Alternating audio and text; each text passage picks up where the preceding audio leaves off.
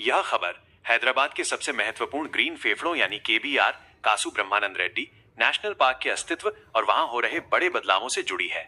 सरल शब्दों में कहें तो ये विकास, इंफ्रास्ट्रक्चर और पर्यावरण एनवायरनमेंट के बीच के सदियों पुराने संघर्ष का एक ताजा उदाहरण है। एक मुख्य परियोजना strategic road development plan SRDP। सरकार हैदराबाद के ट्रैफिक संकट को दूर करने के लिए 826 करोड़ रुपए की लागत से एक विशाल प्रोजेक्ट पर काम कर रही है। उद्देश्य जुबली हिल्स और बंजारा हिल्स जैसे व्यस्त इलाकों में ट्रैफिक जाम को खत्म करना और हाईटेक सिटी गचीबोवली तक का सफर आसान बनाना। क्या बन रहा है? पार्क के चारों ओर 7 फ्लाईओवर और 7 अंडरपास का एक नेटवर्क तैयार किया जा रहा है। अप्रैल 2026 तक पिलर खड़े करने और गहरी खुदाई का काम शुरू हो चुका है। 2 पर्यावरण पर मंडराता संकट। केबीआर पार्क केवल पेड़ों का समूह नहीं है, बल्कि ये शहर के तापमान को नियंत्रित करने और वन्य जीवों जैसे मोर और छोटे स्तनधारी के लिए एक सुरक्षित ठिकाना है। पेड़ों की क्षति, लगभग 1500 पेड़ों को हटाने की योजना है। हालांकि सरकार ट्रांसलोकेशन पेड़ों को दूसरी जगह लगाने की बात कर रही है, लेकिन अप्रैल की गर्मी में बड़े पेड़ों के जीवित रहने की संभावना बहुत कम होती है। इको सेंसिटिव जोन ESZ का विवाद, पार्क के चारों ओर एक सुरक्षा घेरा बफर जोन होता है।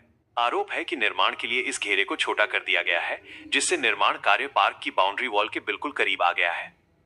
3 कानूनी और सामाजिक स्थिति। यह मामला फिलहाल विकास बनाम संरक्षण की जंग बन चुका है। अदालती कार्यवाही। हालांकि हाईकोर्ट में याचिकाएं लंबित हैं, लेकिन निर्माण कार्य पर से स्टे हटने के कारण काम को कानूनी हरी झंडी मिल गई है। सार्वजनिक विरोध। सेव केबीआर जैसे संगठन सक्रिय तो हैं, लेकिन बेंगलुरु के कब्बन पार्क जैसे बड़े जन आंदोलन की तुलना में यहाँ का विरोध फिलहाल थोड़ा कमजोर पड़ता दिख रहा है। इसका एक कारण यह भी हो सकता है कि शहर के लोग ट्रैफिक से इतने परेशान हैं कि वे पर्यावरण की कीमत पर भी फ्लाईओवर चाहते हैं। निष्कर्ष और वर्तमान चुनौतियां। वर्तमान स्थिति अप्रैल 2026 काफी गंभीर है, क्योंकि 1 ट्रैफिक जाम। निर्माण के कारण पार्क के चारों ओर की सड़कें वन वे कर दी गई हैं, जिससे यात्रियों को परेशानी हो रही है।